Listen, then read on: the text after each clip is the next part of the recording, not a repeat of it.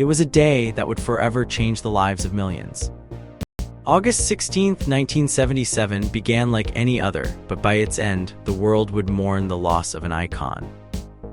Elvis Presley, the king of rock and roll, had passed away at the young age of 42. His death sent shockwaves through the nation, leaving behind a void that seemed impossible to fill. It started with a simple house call. Dr. Nick, Elvis's trusted physician, received a frantic message on a Sunday afternoon. Elvis was in pain, and the usual arrangements couldn't wait. The doctor made his way to Graceland, Elvis's magnificent mansion in Memphis, Tennessee. As he arrived, the reality of the situation sank in. This wasn't just another painful visit, something was terribly wrong. When Dr. Nick entered the mansion, he saw Elvis lying on a couch, pale and struggling to breathe. The king's usual charisma was gone, replaced by a quiet desperation. Dr. Nick knew he had to act fast, but the room was filled with an eerie silence. Elvis's friends and family were nowhere to be seen, adding to the sense of isolation. The doctor tried to stabilize Elvis, but it was clear that time was running out. Elvis's breathing grew weaker, his eyes fluttering closed as if in a dream. Dr. Nick held his hand, whispering words of comfort, but even his presence couldn't bring back the life that was slipping away. At 6:04 p.m., Elvis took his final breath. The room fell into an even deeper silence, as if the very world had held its breath alongside him. Dr. Nick knew he had to call the family to break the news that would shatter their lives. It was a moment no one would ever forget. As the news spread, a strange and poignant scene unfolded at Graceland. Family members, friends, and staff arrived one by one, each wanting to say goodbye to the man who had touched so many lives. George Klein, Elvis's longtime friend, arrived in his GQ magazine attire, a stark contrast to the somber mood. He joined the others, his presence a reminder of the countless memories they shared. The viewing was a slow, heartbreaking procession. Fans and loved ones filed past Elvis's casket, their grief palpable. It was as if the world had lost a piece of itself. The atmosphere was heavy with sorrow, yet there was a strange sense of reverence, as if they were all participating in a sacred ritual. As the day turned into night, Elvis's body was moved to a passageway, preparing for the funeral.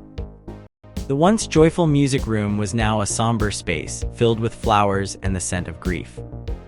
Elvis's piano, his creative spark, stood nearby, a silent witness to the end of an era. The funeral service was a blend of music and prayer, with some of Elvis's favorite singers performing gospel songs that resonated deeply with those in attendance. It was a celebration of Elvis's unique blend of faith and music, a fusion that had captivated millions. As the service concluded, Elvis's loved ones carried him to his final resting place, a poignant procession that marked the end of a journey that had changed the world.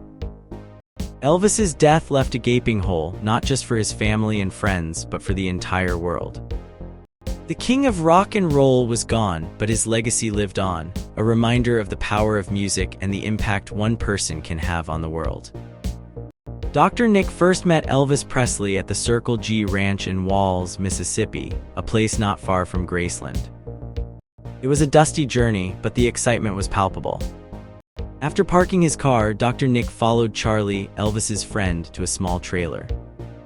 Inside, Elvis greeted Dr. Nick with a warm smile, introducing him to Priscilla Beaulieu, his girlfriend at the time. Dr. Nick treated Elvis's sore buttock and learned that the singer was planning to leave early for a movie shoot. Elvis confided in Dr. Nick that he didn't feel like traveling, hinting at the demanding nature of his film productions. Before leaving, Elvis asked Dr. Nick to check on his grandmother, Minnie Mee Presley, who was struggling with a bronchial infection and asthma.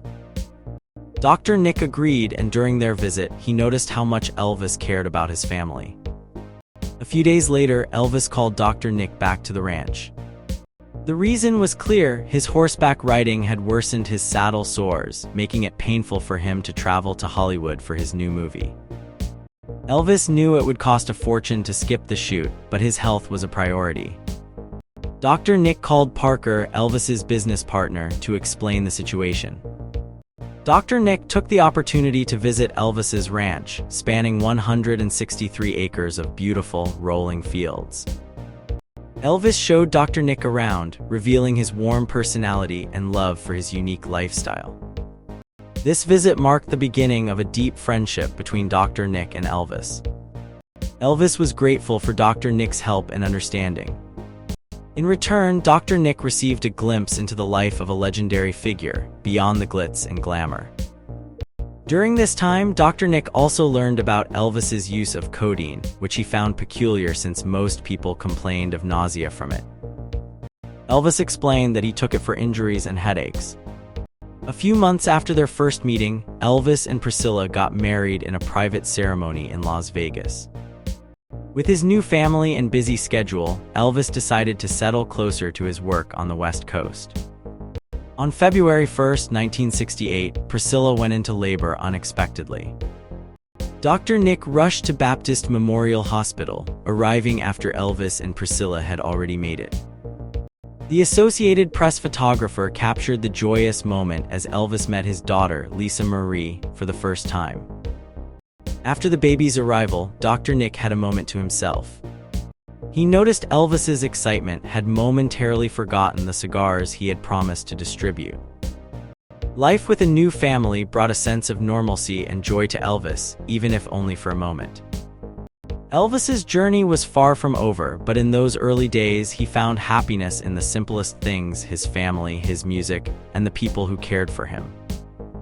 Dr. Nick's role in Elvis's life was just beginning, and it would be marked by understanding, care, and a deepening friendship.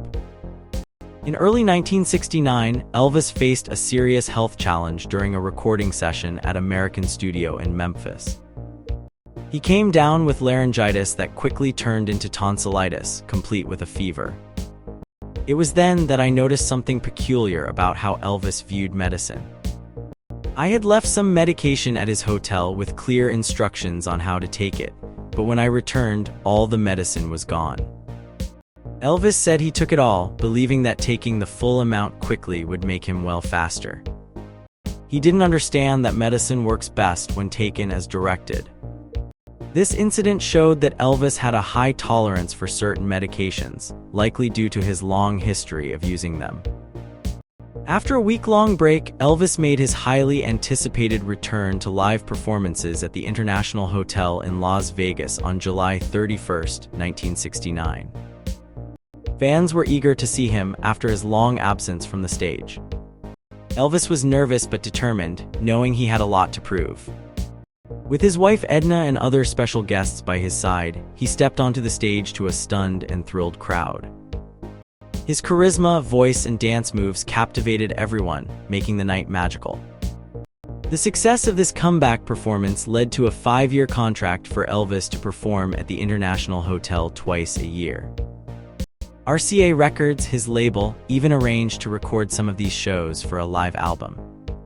Elvis was ecstatic about this, but soon realized the challenge of recording live while performing.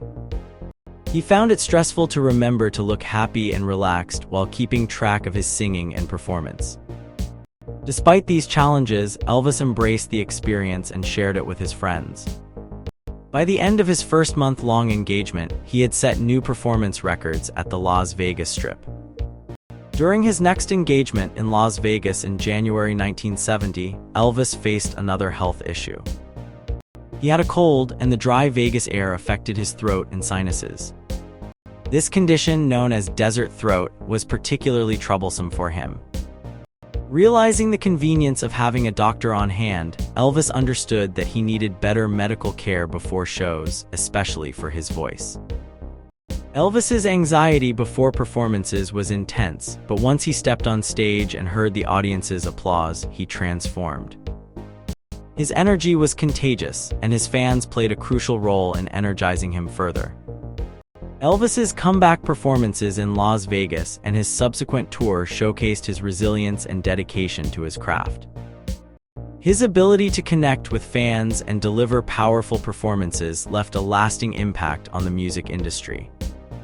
By embracing new challenges like recording live concerts, Elvis showed his willingness to evolve and grow as an artist.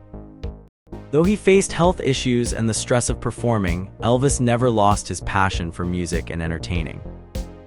His story is a testament to the power of determination and the deep connection between an artist and their audience. Elvis's return to the stage not only revitalized his career, but also inspired countless fans around the world. His legacy continues to thrive, reminding us of the magic that happens when talent, hard work, and passion come together.